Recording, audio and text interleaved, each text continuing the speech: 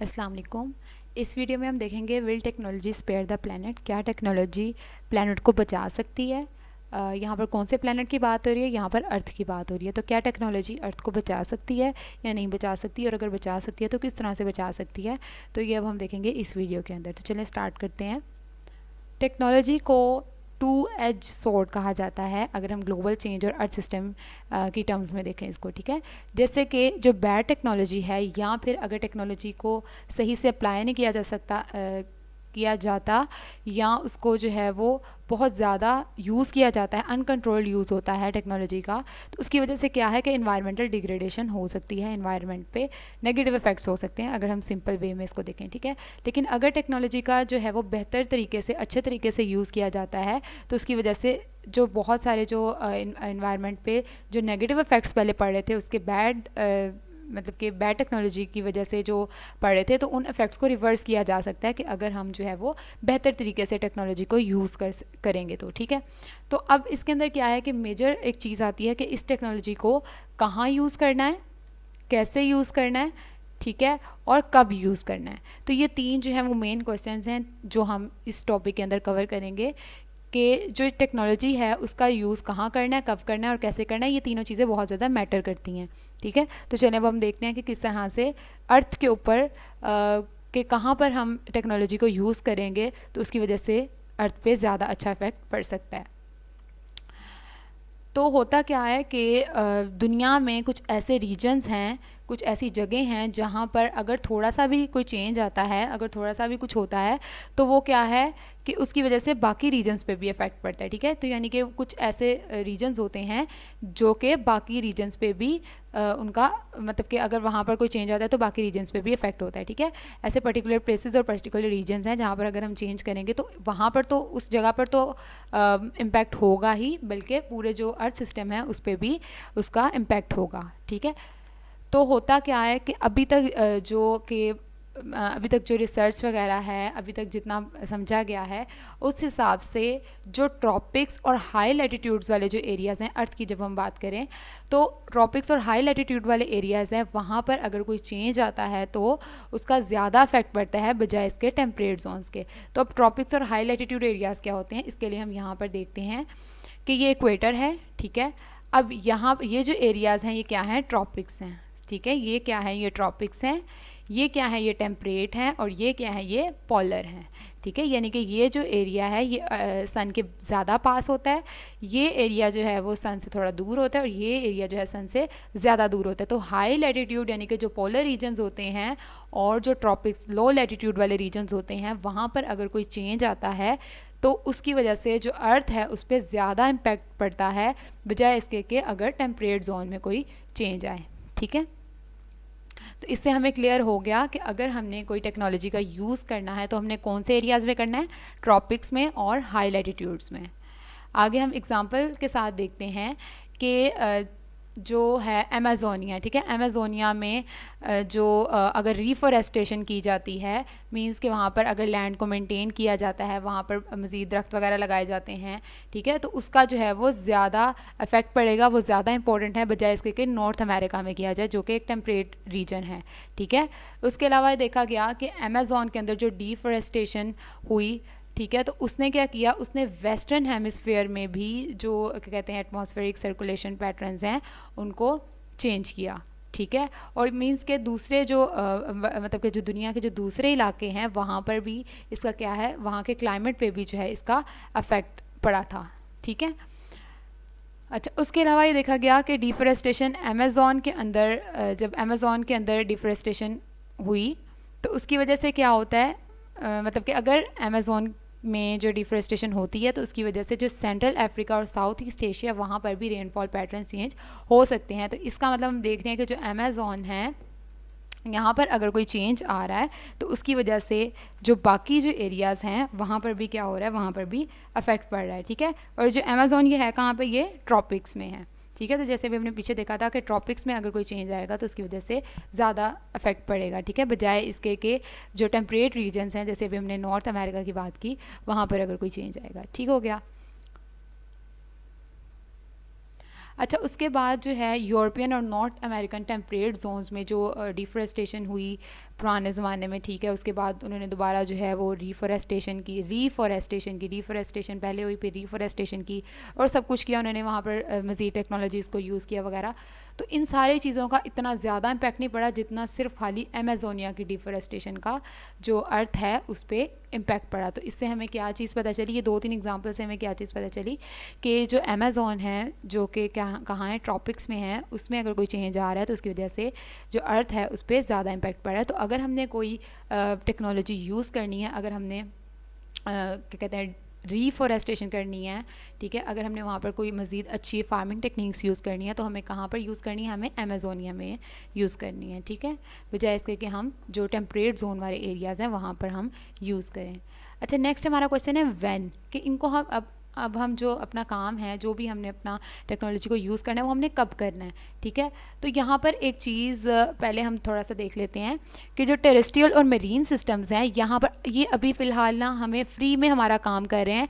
ये क्या कर रहे हैं, ये जो एंथ्रोपोजेनिक कार्बन डाइऑक्साइड है इसको एब्जॉर्ब कर रहे हैं, ठीक है। एंथ्रोपोजेनिक कार्बन डाइऑक्साइड यानी कि फॉसिल फ्यूल की बर्निंग से और उसके अलावा जो है जो ऑटोमोबाइल एमिशन से, इन सारी चीज़ों से जो कार्बन डाइऑक्साइड आ रही है और जो हमारे लिए हार्मफुल है, उसको कौन कौन एब्जॉर्ब कर रहा है, एक तो टेरेस्ट्रियल और मरीन सिस्टम्स, मींस प्लांट्स वगैरह इसको एब्जॉर्ब कर लेते हैं। उसके अलावा जो मरीन सिस्टम्स हैं, क्योंकि क्या कहते हैं मरीन लाइफ के अंदर भी प्लांट्स आ जाते हैं, तो वो भी जो है कार्बन डाइऑक्साइड को एब्जॉर्ब करते हैं। तो अभी फ़िलहाल क्या है कि ये हमें फ्री सर्विस दे रहे हैं, ठीक है। लेकिन क्या है कि ये कहा जाता है कि 2050 तक 2050 तक जो है ये जो मतलब कि जो फ्री सर्विस हमें मिल रही है ना, ये मिलनी बंद हो जाएगी और बहुत कम हो जाएगी या बहुत कम हो जाएगी, ठीक है। तो उसकी वजह से फिर क्या होगा, उसकी वजह से जो एंथ्रोपोजेनिक कार्बन डाइऑक्साइड है ये एटमॉस्फेयर के अंदर ज़्यादा देर के लिए रहेगी, ठीक है, ये एटमॉस्फेयर के अंदर ही रह जाएगी जब इसको कोई एब्जॉर्ब नहीं करेगा। तो उसकी वजह से फिर क्या है, उसकी वजह से जो है ग्लोबल क्लाइमेट चेंज आ सकता है, उसकी वजह से ग्लोबल वार्मिंग हो सकती है, ठीक है। अगले 50 साल तक की बात हो रही है, अगले 50 साल तक तो ये दे रहा है, ठीक है। अगले 50 साल मतलब कि 2050 के बाद तक क्या है, जो नेक्स्ट हाफ सेंचुरी है उसमें जो है वो हमें क्या कहते हैं नुकसान हो सकता है, क्योंकि तब जो है हमें ये फ्री सर्विस नहीं मिलेगी, ठीक है। तो ये कहा जाता है कि जो नेक्स्ट 50 इयर्स हैं या ये 2050 तक हमारे पास अपॉर्चुनिटी है कि हम क्या कर सकते हैं, हम जो fossil fuel based energy systems हैं उनको हम रिप्लेस कर दें, ठीक है, यानी कि फॉसिल फ्यूल्स को हम जलाना बंद कर दें ताकि कार्बन डाइऑक्साइड जो है वो कम प्रोड्यूस हो, ठीक है। तो अभी हमारे पास ये टाइम नहीं है कि हम किस तरह से ट्रांसफॉर्मेशन करेंगे, कब करेंगे, कैसे करेंगे। तो अब बस ये है कि इस ट्रांसफॉर्मेशन को शुरू कर देना चाहिए, क्योंकि बहुत सारा टाइम गुजर चुका है और हमारे पास बहुत कम टाइम रह गया है इस काम के लिए। तो व्हेन मीन्स के अभी, ठीक है, अगर ये अभी हम पढ़ रहे हैं तो इसका मतलब कि ये अभी हमें ये सब करना है। उसके बाद नेक्स्ट है हाउ, कि हमने किस तरह से, कौन से तरीक़ों से जो है वो टेक्नोलॉजी को यूज़ करना है। तो दो मेन इसके अंदर हमारे पास वेज़ हैं। पहला तो ये है कि अगर कोई प्रॉब्लम हो रही है, ठीक है, अगर कोई इन्वायरमेंटल प्रॉब्लम हो रही है तो उसको होने से पहले ही हमने जो है उसके सोर्स पे ही हमने जो है उसको ट्रीट करवा देना है, ठीक है। उसके सोर्स पे ही हमने वहाँ पर कोई टेक्नोलॉजी को यूज़ करना है ताकि वो प्रॉब्लम ना हो। सेकंड इसके अंदर ये है कि अगर प्रॉब्लम हो चुकी है, ठीक है, प्रॉब्लम हो गई है, इन्वायरमेंटल प्रॉब्लम हो गई है, तो उसके बाद हम क्या करें, बाद में उसको हम जो है उसका जो नुकसान है उसको हम कम कर दें, उसका जो डैमेज है उसको हम कम कर दें, बाद में हम उसको ट्रीट करें, ठीक है। तो दो हमारे पास इसके अंदर तरीके हैं। जैसे कि फॉर एग्ज़ाम्पल ऑयल स्पिल्स जो होते हैं, जैसे अगर ऑयल टैंकर्स वगैरह लीक कर जाते हैं या जो शिप्स वगैरह हैं उसमें से जो ऑयल लीक कर जाता है और जो एक्वेटिक लाइफ को फिर आगे हार्म करता है, तो उसको जो है उसको हम किस तरह से अवॉइड कर सकते हैं पहले वाले तरीके से, कि हम क्या करेंगे, हम जो शिप सेफ्टी है मतलब उसको इम्प्रूव करेंगे, ठीक है।